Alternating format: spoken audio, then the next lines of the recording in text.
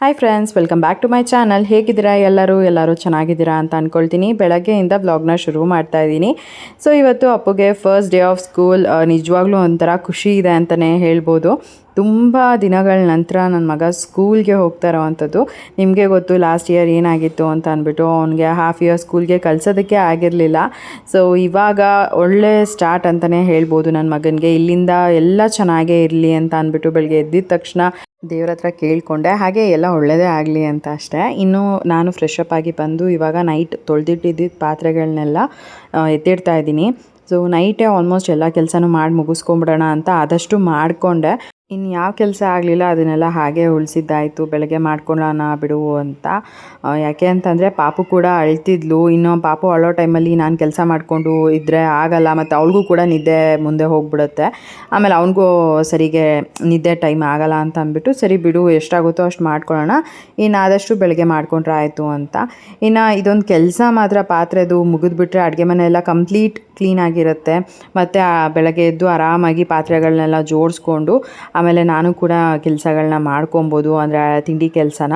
So ಇವತ್ತು ಆ್ಯಕ್ಚುಲಾಗಿ ಚಪಾತಿ ಮಾಡಿಬಿಟ್ಟು tomato ಗೊಜ್ಜು ಮಾಡೋಣ ಅಂತ ಅಂದ್ಕೊಂಡೆ. ಅಪ್ಪುಗೆ ಚಪಾತಿ ದೋಸೆ ಅಂದ್ರೆಲ್ಲ ತುಂಬ ಇಷ್ಟ. ಅವ್ನು ತುಂಬ ಇಷ್ಟಪಟ್ಟು ತಿಂತಾನೆ. ರೈಸ್ ಐಟಮ್ಗಿಂತ ಯೂಶ್ವಲಾಗಿ ಅವನಿಗೆ ಚಪಾತಿ ದೋಸೆ ಈ ಥರದ್ದೆಲ್ಲ ತುಂಬ ಇಷ್ಟಪಡ್ತಾನೆ.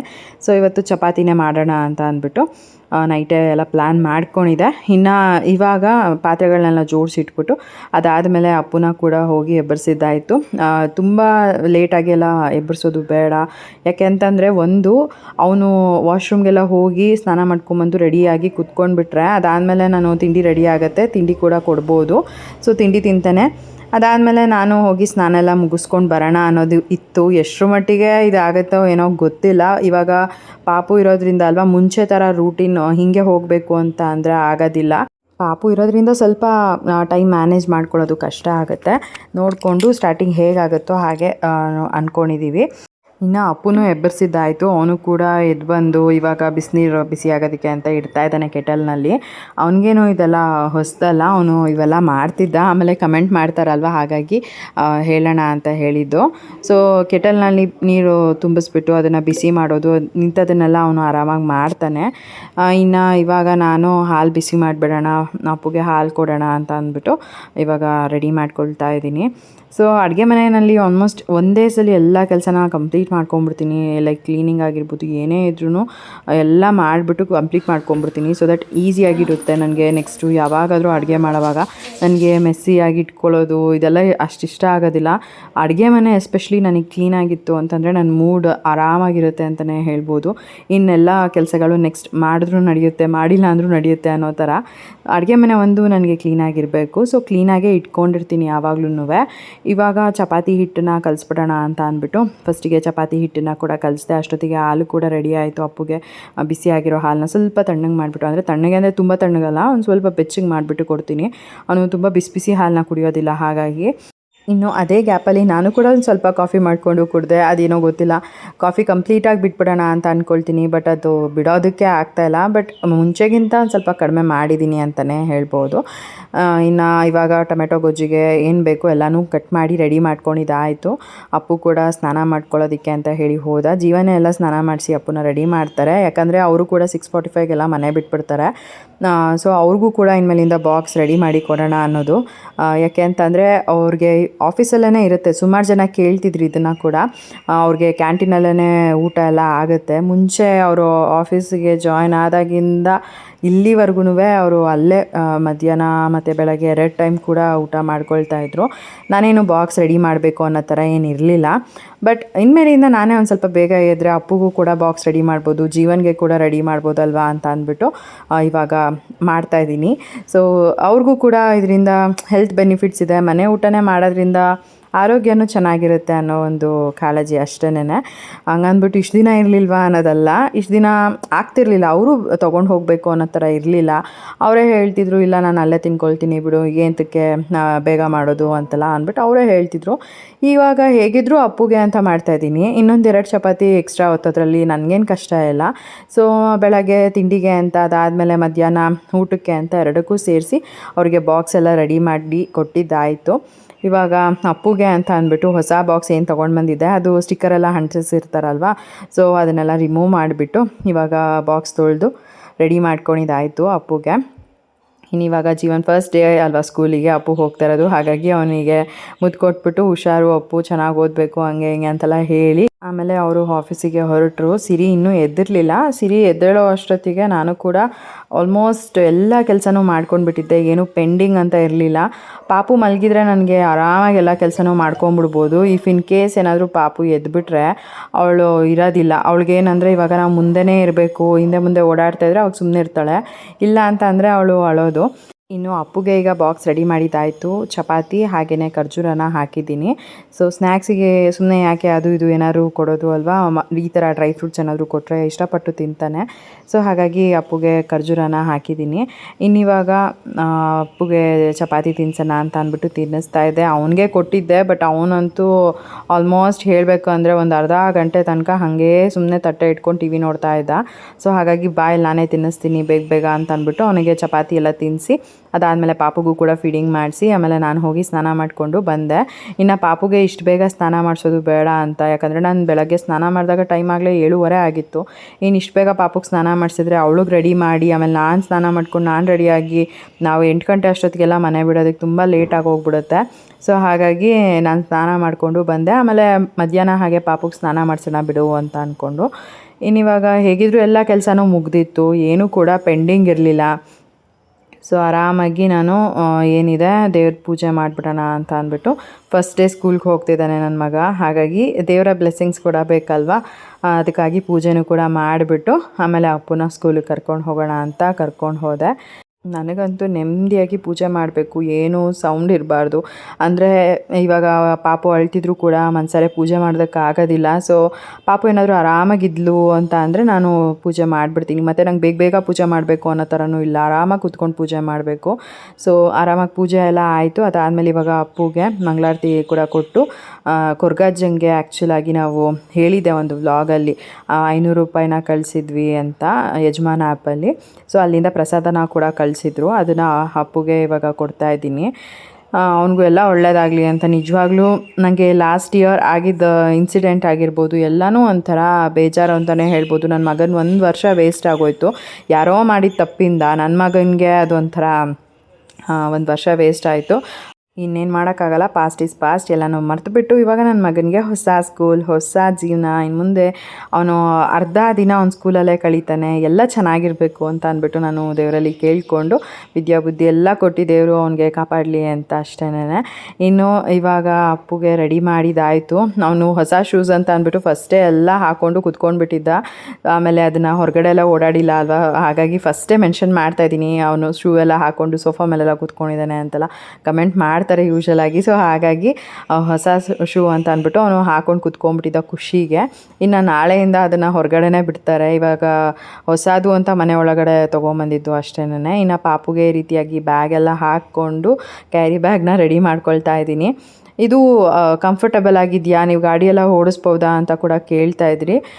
ಏನೂ ತೊಂದರೆ ಇಲ್ಲ, ಆರಾಮಾಗಿ ಪಾಪುನು ಕೂತ್ಕೊಂಡಿರ್ತಾಳೆ ಕಂಫರ್ಟಬಲ್ ಆಗಿ. ಇನ್ನೂ ಹೇಳಬೇಕು ಅಂತ ಅಂದರೆ ಅವಳಿಗೆ ನನ್ನನ್ನು ತಪ್ಕೊಳ್ಳೋ ಫೀಲ್ ಇರುತ್ತೆ ಅಂತ ಅನಿಸುತ್ತೆ.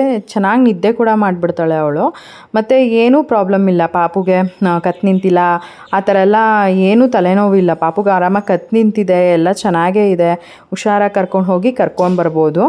ಟೈಮ್ ಬೇರೆ ಆಗಿದೆ, ಇವಾಗ ಬೇಗ ರೆಡಿಯಾಗಿ ಪೂಜೆ ಕೂಡ ಮುಗಿಸ್ಬಿಟ್ಟು ಅಪ್ಪನ ಸ್ಕೂಲಿಗೆ ಕರ್ಕೊಂಡು ಹೋಗ್ತಾ ಇದ್ದೀನಿ.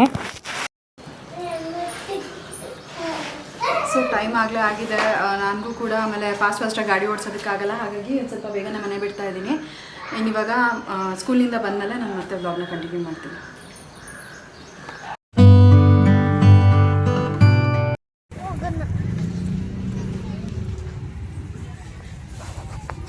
ನೋಡಿ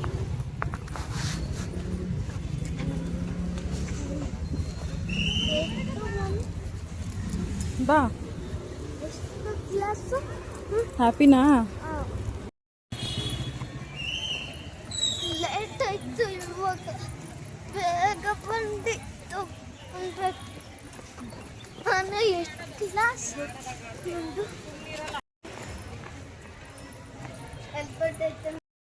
ಸೊ ಇಲ್ಲಿ ಅಪ್ಪುನ ಫಸ್ಟಿಗೆ ಕಳಿಸ್ದೆ, ಅವನೇ ಹೋಗ್ತಾನೆ ಅಂತ. ಆಮೇಲೆ ಫಸ್ಟ್ ಡೇ ಅಲ್ವಾ, ಪೇರೆಂಟ್ಸ್ ಜೊತೆನೇ ಹೋಗ್ಬೋದು ಕ್ಲಾಸ್ ರೂಮ್ ತನಕ ಅಂತ ಹೇಳಿದ್ರು. ಹಾಗಾಗಿ ನಾನು ಮತ್ತೆ ಒಳಗಡೆ ಹೋಗಿದ್ದಾಯಿತು.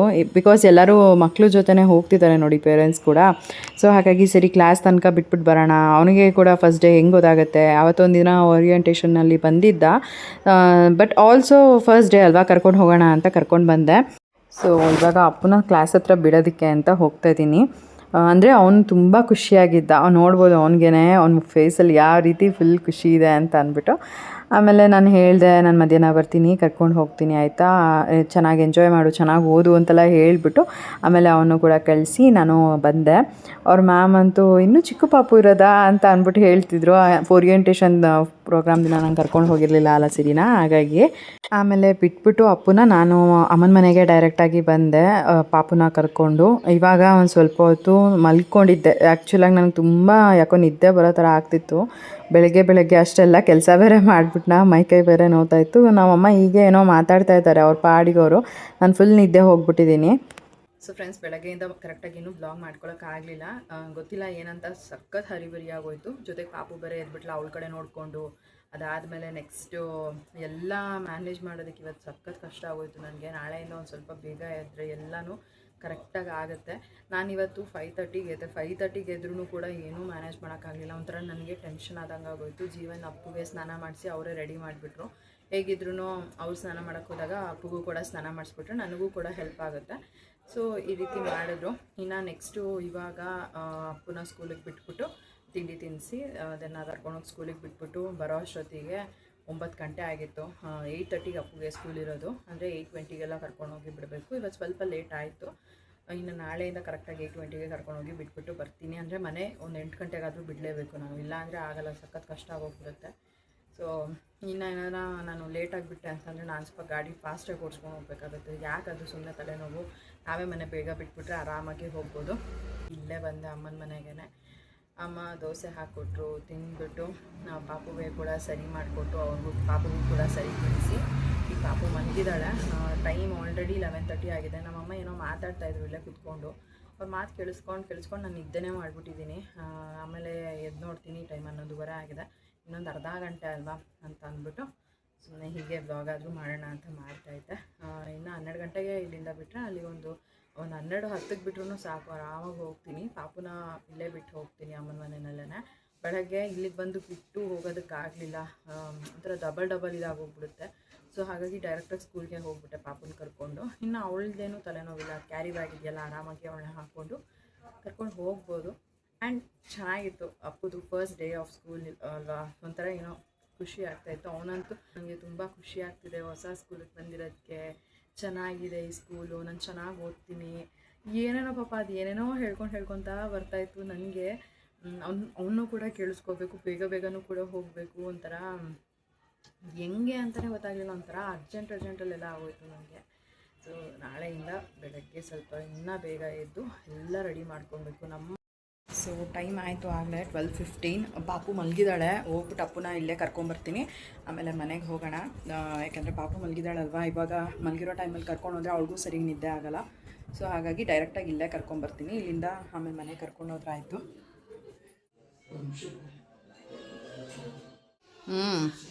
ಅದು ನೆನ್ನೆ ಇಸ್ಕೊಂಡಿದ್ದು, ಅದು ಆಲ್ರೆಡಿ ಚಿಕ್ಕದಾಗೋಯ್ತು.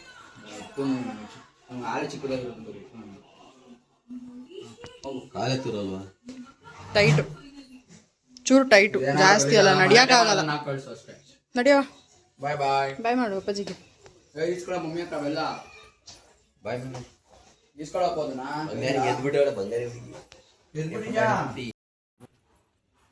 ನೋಡ, ಹಿಂಗೆ ಹೋಗ್ಬೇಕು ಇವಾಗ, ಹಿಂಗೆ ಹೋಗ್ಬೇಕು.